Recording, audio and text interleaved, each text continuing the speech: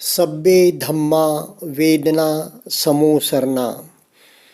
When the Buddha says Sabbe Dhamma Vedana Samosarna, it means that the experience of all mental concomitants includes and is inseparable from Vedana. Hence, according to Guruji's understanding of the teachings of the Buddha, not only do Kayanupassana, Vedananupassana involves the awareness of Vedana, but Vedana also forms an integral part of Dhammanupassana and Chittanupassana. A meditator, whether practicing Kayanupassana, Vedananupassana, Chittanupassana or Dhammanupassana, continues to be aware of Vedana. साधक मित्रों, मुझे अनेकों बार मेरे मित्रों द्वारा, मेरे प्रियजनों द्वारा साधकों ने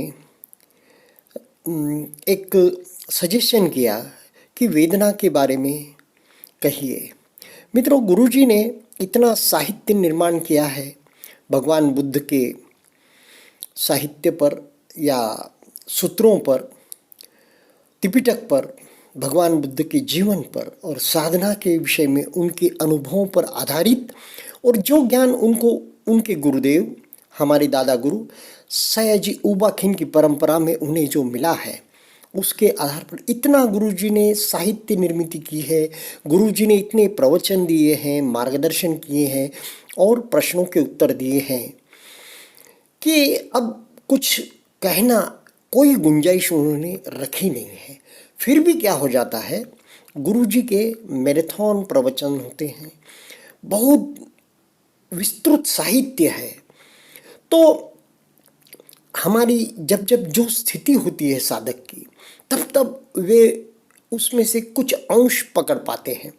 क्योंकि देखिए ना, विज्ञान भी कहता है, विज्ञान भी, कि जब हम एक एकाग्र चित्त से या कुछ मिल जाए ऐसा कब तक सुनते हैं, बहुत मुश्किल से 20-22 मिनट तक सुन पाते हैं।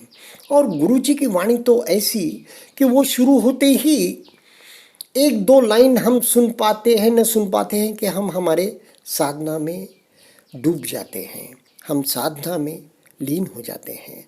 तो और उस वक्त भी हमारी चित्त की अवस्था जो होगी वही हम पकड़ पाते हैं, जिसे हम महत्व देते हैं वही हम पकड़ सकते हैं। तो इसलिए मैंने ऐसा चुना है कि गुरुदेव की वाणी में से, गुरुदेव के साहित्य में से मुझे जो जो बहुत ही समयोचित लग रहा है या साधक की जैसे जैसे कुछ सजेशन आते हैं, उसके विषय में मैं मेरे अनुभव के द्वारा कुछ कहूँगा। तो एक वेदना एक ऐसा विषय है, और गुरुदेव की खासियत यह है कि वह शील समाधि प्रज्ञा को छोड़कर कुछ बोलते नहीं हैं, और उन्होंने जो एक धम्म का रत्न, एक अमूल्य रत्न पाया है, तो वे बिल्कुल लाइन से हटकर थोड़ा सा भी इधर उधर नहीं जाते। जैसे वे साधक को, अपने साधक को चाहते हैं कि वो वेदना से बिल्कुल ना हटे, कुछ भी करे लेकिन वेदना पकड़ के चले। अब जिनका पहला शिविर हुआ है उन्हें तो लगता है कि भाई सांस और वेदना ठीक है, लेकिन जिनके एडवांस कोर्सेस हुए हैं, सत्तिपट्ठान हुआ है, विशेष 10 दिवसीय शिविर हुए हैं, उनको एक ये लगता है कि सत्तिपट्ठान सुत्त, जिसमें कि विपश्यना की व्याख्या पूरी तरह से भगवान बुद्ध ने की है, उसमें उन्हें 4 प्रकार से आप भंग ज्ञान तक पहुंच सकते हैं या 4 प्रकार से आप निर्वाण तक पहुंच सकते हैं।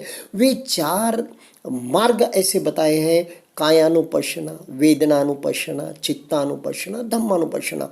लेकिन गुरुदेव जैसे उन्हें अपनी परंपरा में मिला है और उनको उनके स्वयं के अनुभूति पर खरा उतरा है वेदना। काया की वेदना को हमें छोड़ना ही नहीं है। कायानुपश्यना करते हैं, जब भी हम काया की वेदना को महत्व देंगे, वेदनानुपश्यना करते हैं जब, तो वेदना को महत्व देंगे ही देंगे।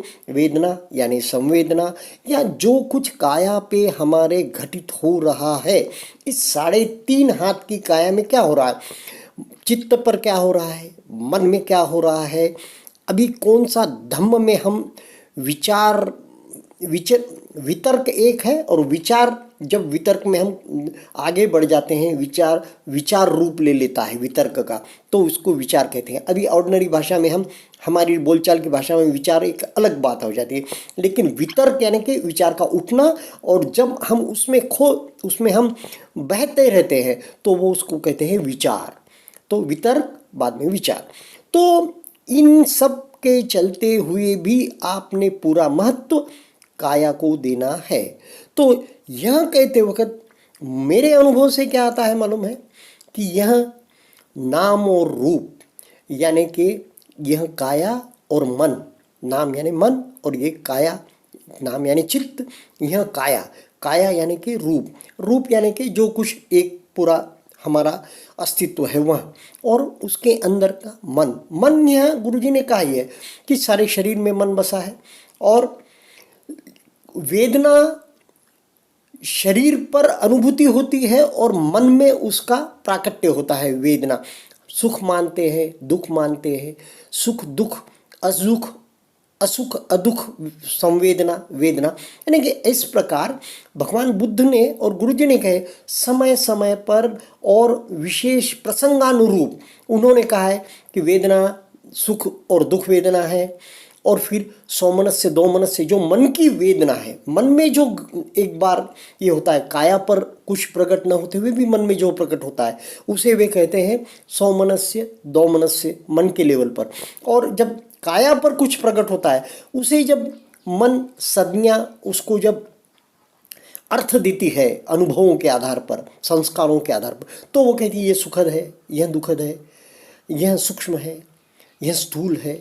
इस प्रकार वो उसको व्याख्यायित करती रहती है। वहीं संज्ञा धीरे धीरे मेल्ट होते होते प्रज्ञा में परिवर्तित होनी चाहिए। इसलिए हम विपश्यना कर रहे हैं।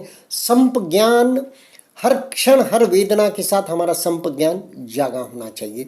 इस विषय में हम धीरे धीरे आगे बात करते चलेंगे। जैसे जैसे मेरे कुछ साहित्य पढ़ने में आएगा, गुरुजी की वाणी फिर से मैं अवलोकित करूँगा। जैसे अभी आपको कहा, सब्बे धम्मा वेदना समुसरणा, जो भी मन के चित्त पर धम्म का अवतरण होता है, विचार चलता है, जो भी चित्त पर अभिभूत होता है, उसकी वेदना संवेदना शरीर पर, इस काया पर होनी ही होनी है, और उसे हमें देखना है। तो हमने चित्त पर के धम्म को भी साक्षी भाव से देख लिया, तटस्थ भाव से देख लिया, और काया पर होने वाली वेदना के प्रति भी हमने कोई प्रतिक्रिया नहीं की, तो कोई संस्कार नहीं बनाया। तो गुरुजी आगे भी कहते हैं सत्यपट्ठान में, रत्तंदीव मतंदितो संपजन्य न रिंचती, है ना। तो इस प्रकार संपजन्य का भी हमें पूरा ध्यान रखना है, यानी कि अनित्य बोध हर वेदना के साथ हमारे मन में रहना चाहिए कि यह वेदना पहले नहीं थी, अभी चल रही है, बाद में भी रहेगी, क्या देख लेना, नहीं रहेगी। इस प्रकार रत्तंदीव मतंदिनो संपजन्य न रिंचती, यह भाव पुष्ट होते जाना चाहिए। और यह सब काम हम हमारे मन को प्रतिक्रिया विहीन करने के लिए, विकारों से रहित करने के लिए, और हमें हमारी प्रज्ञा पुष्ट करने के लिए हम यह कार्य कर रहे हैं। आतापि संपजानो सतीमा यानी कि संवेदना के लिए कहा गया है कि हमारा सारा शरीर संवेदनशील हो जाए, काया में काया की अनुभूति करने योग्य हो जाए। इस प्रकार हमें वेदना का अनुभवन करना है। तो बहुत बार तो यही प्रश्न आता है, बहुत से साधक, देखो गुरुजी ने कहा है कि आपको विभिन्न आलम्बन है, अलग अलग आलम्बन है, तो उसमें से भगवान बुद्ध ने जो सांस का आलम्बन दिया है, अगर सांस का आलम्बन लेकर हमें साधना करने आ गई, तो ये बहुत बड़े पुण्य का काम है। पुण्योदय जब होता है जब ही आदमी को सांस का आलम्बन लेकर साधना करने आती है। लेकिन बहुत से और भी आलम्बन है, जब ज़्यादा जड़मती होती है, मन बहुत स्थूल होता है, तो उसके लिए एक अलग आलम्बन दिए जाते हैं। लेकिन हमारी परंपरा में सांस का आलम्बन लेकर शुरू की जाती है। तो अनेक जनों को तो सांस नाक से लेने में भी दिक्कत होती है, उन्हें नाक से भी सांस लेना नहीं आता, उन्हें मुंह खुला रखना ही पड़ता है। तो गुरुजी ने कहा नहीं नहीं, आप मुंह से बिल्कुल सांस नहीं लेना है, सांस तो नासिका से ही लेना है। और कुछ कुछ साधकों तो लाख प्रयत्न करें, मन विचरण करता रहता है, मन इतना स्थूल है कि सांस पर भी एकाग्र नहीं होता।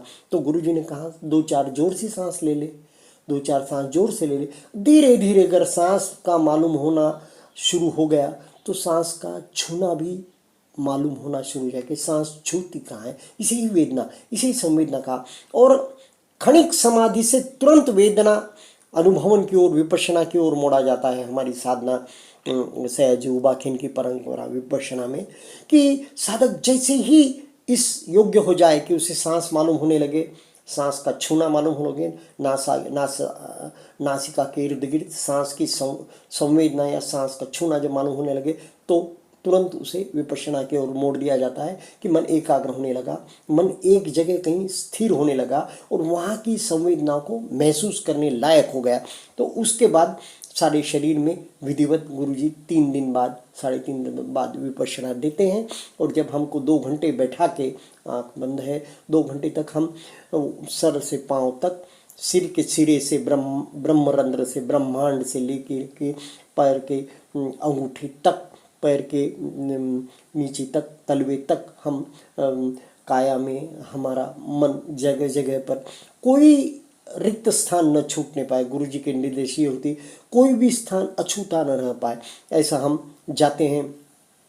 तो बहुत बार साधक सांस में तो स्थिर हो जाता है। तो वहाँ पर भी कहा गया है कि आने वाले सांस को आने वाला जानना बहुत ज़रूरी है, जाने वाले सांस को जाने वाला जानना बहुत ज़रूरी है। आनापान जब देते हैं गुरुजी, तो यह एक निर्देश, पक्का निर्देश देते कि 3.5 दिन तक आपको यह तो पक्का ही मालूम होना चाहिए, कितना भी पुराना साधक रहो, ये सांस आ रहा है तो आ रहा है, अब ये आना बंद हुआ, अब ये जा रहा है तो जा रहा है, छोड़ा जा रहा है, छोड़ा जा रहा है, ये छोड़ा जाना बंद हुआ, फिर ये आना। इस प्रकार डिस्टिंक्टली, बिल्कुल बिल्कुल उसका भेदन करते हुए हमें मालूम होना चाहिए कि भेद करते हुए कि ये आया और ये गया।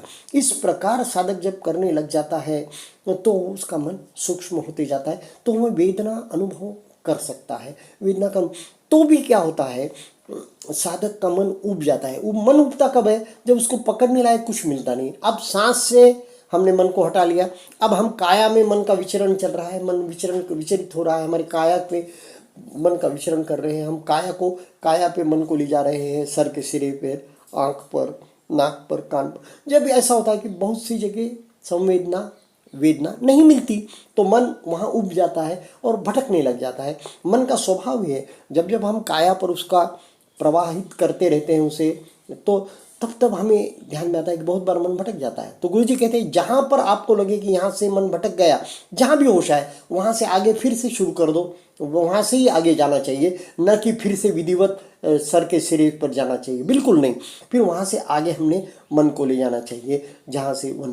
तो ये मन जब, ये कौन सी अवस्था है जब मन को कोई संवेदना न मिले, वेदना न मिले, मन काया पर विचरण कर रहा है लेकिन वेदना नहीं मिल रही, ये मोह मूढ़ता की अवस्था जब आती है मन की, यानी कि धम्म, ऐसा धम्म जब जागरूक रहता है कि मोह मूढ़ता की अवस्था है, तो वहाँ पर मालूम नहीं हो रहा।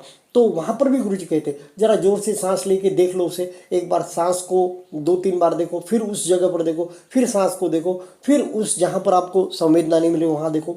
वहाँ पर 2 मिनट तक बिल्कुल स्थिर होकर, बिल्कुल निश्चल भाव से, बिना उसके प्रति कोई द्वेष भाव जगाए उस जगह को देखो। फिर भी नहीं मिली संवेदना, कपड़े का छूना ही जान लो और आगे बढ़ जाओ। हवा का, वातावरण की कुछ पसीना है उतना देखो और आगे बढ़ जाओ। फिर अगेन वहाँ पर उसका नंबर जब आए, जब वहाँ पर थोड़ी देर ज़्यादा रुकना और उसको ऑब्जर्व करना। ये मोह मूर्ता के संस्कार जब ऊपर आते हैं तब वो वहाँ पर उस प्रकार का हमें उसका वो ब्लैंक एरिया रहता है या मूर्छित एरिया रहता है, अर्धमूर्छित रहता है। और जब द्वेष वगैरह के संस्कार ऊपर आते हैं तो हो सके वहाँ पर हमें दुखद संवेदना वेदना मिलने लग जाए। और जब